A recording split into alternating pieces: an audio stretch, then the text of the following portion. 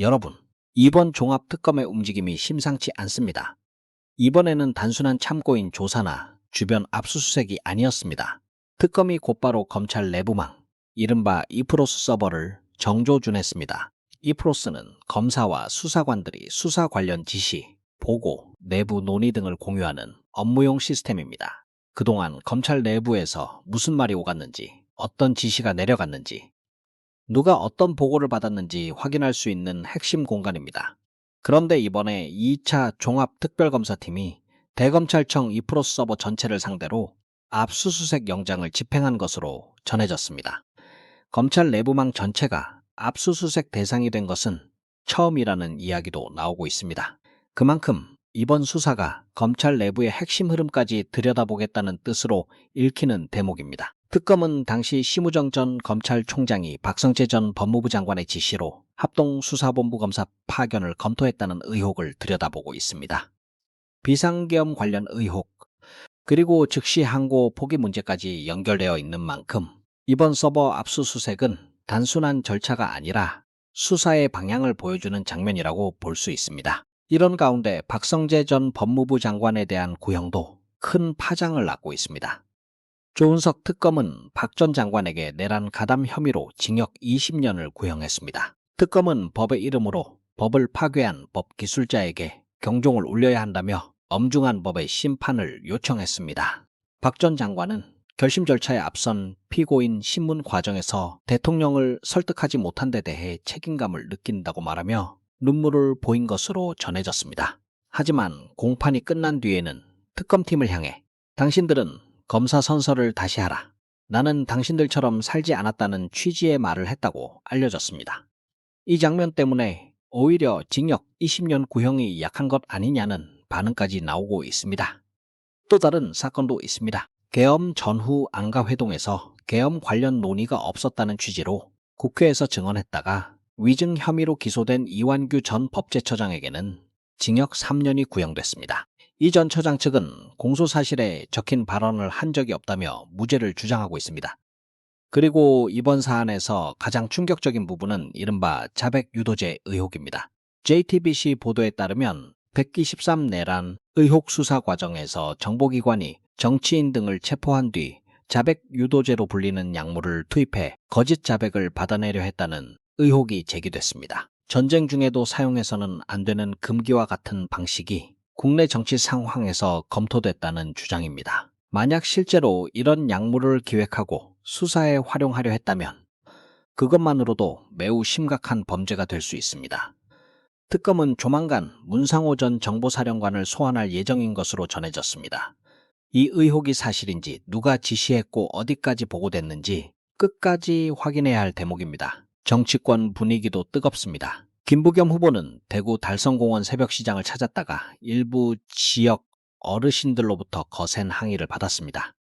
MBC 보도에 따르면 한 어르신은 나라가 이렇게 된 것이 누구 탓이냐며 강하게 따졌고 대통령을 계엄했다고 구속시키는 것이 나라냐는 취지로 말했습니다. 김 후보가 인사를 하러 간 자리였지만 현장 분위기는 결코 가볍지 않았습니다. 한 노인이 욕설까지 하자 김부겸 후보도 욕할 일은 아니지 않느냐는 반응을 보였습니다. 그럼에도 김 후보는 이후 그를 통해 민주당은 지금 여당이고 여당은 힘이 있다며 자신이 대구시장이 되면 대구 경북을 위해 그 힘을 제대로 쓰겠다고 밝혔습니다. 또 어젯밤 10시쯤 귀가했지만 잠이 오지 않았다며 대구에서 민주당이 무엇인지 스스로에게 물었다고 했습니다. 국민의힘 내부 상황도 흔들리고 있습니다. 지방선거를 앞두고 후보들이 본격적으로 움직이고 있지만 지도부의 존재감은 점점 약해지고 있다는 평가가 나옵니다. 장동혁 대표가 사실상 직무 수행을 제대로 하지 못하고 있다는 말까지 당 안팎에서 나오고 있습니다. 국민의힘 최다선인 주호영 의원도 당 지지율이 15라면 당연히 물러나야 한다며 장 대표의 사퇴를 촉구했습니다. 이런 가운데 송원석 원내대표는 당내 중진인 김기현, 나경원, 안철수 의원에게 선대위원장직을 제안한 것으로 알려졌습니다. 하지만 당내에서는 여전히 갈등이 정리되지 않고 있고 한동훈 전 대표를 둘러싼 견제와 공방도 계속되고 있습니다. 또 하나 주목할 부분은 국민의힘과 MBC의 충돌입니다. MBC 뉴스데스크는 내란 중요 임무 종사 혐의를 받고 있는 추경호 의원이 국민의힘 대구시장 후보 경선에서 승리한 것을 슬 비판적으로 다뤘습니다.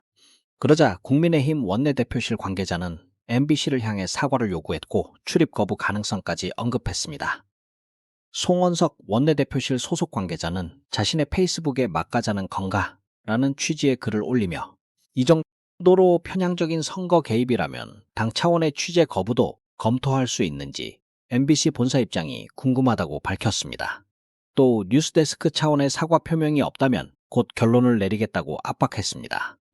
이에 대해 비판하는 쪽에서는 과거 윤석열 정부 시절의 언론 압박을 다시 떠올리게 한다는 반응을 보이고 있습니다. 뉴스 보도와 클로징 멘트에 대해 정당이 출입 거부까지 거론하는 것이 과연 적절하냐는 지적입니다. 마지막으로 민주당 장윤미 대변인은 123 내란 당시 자백 유도제 사용 검토 의혹에 대해 철저한 진상규명이 필요하다고 밝혔습니다. 그는 정보기관이 계엄 선포 6개월 전부터 관련 계획을 마련했다는 의혹이 있다며 만약 사실이라면 이는 21세기 대한민국에서 결코 용납될 수 없는 중대 범죄라고 비판했습니다. 또 윤석열 정권이 계엄 선포 이전부터 조직적으로 반대 세력을 억압하기 위한 계획을 세웠고 심지어 고문과 약물 사용까지 검토했다는 의혹은 반드시 끝까지 밝혀져야 한다고 강조했습니다. 관련자 전원에게 법과 원칙에 따른 엄정한 책임을 물어야 하며 민주주의와 헌정 질서를 훼손하는 어떤 시도도 허용될 수 없다고 말했습니다. 이번 사건의 핵심은 단순히 한두 명의 책임 문제가 아닙니다. 검찰 내부망 압수수색, 박성재 전 장관 징역 20년 구형, 이완규 전 처장 징역 3년 구형, 자백 유도제 의혹, 대구 민심, 국민의힘 내부 갈등, 그리고 MBC와의 충돌까지 모든 흐름이 하나의 질문으로 모이고 있습니다. 그날 무슨 일이 있었고 누가 알고 있었으며 누가 움직였는가? 그리고 대한민국의 법과 민주주의는 그 과정을 제대로 밝혀낼 수 있는가? 이제 남은 것은 특검의 수사입니다. 말이 아니라 증거로, 주장만이 아니라 기록으로 끝까지 확인해야 합니다. 국민이 알고 싶은 것은 정치적 구호가 아닙니다. 진실입니다. 그리고 그 진실 위에서만 책임도, 회복도, 다음 단계도 가능할 것입니다.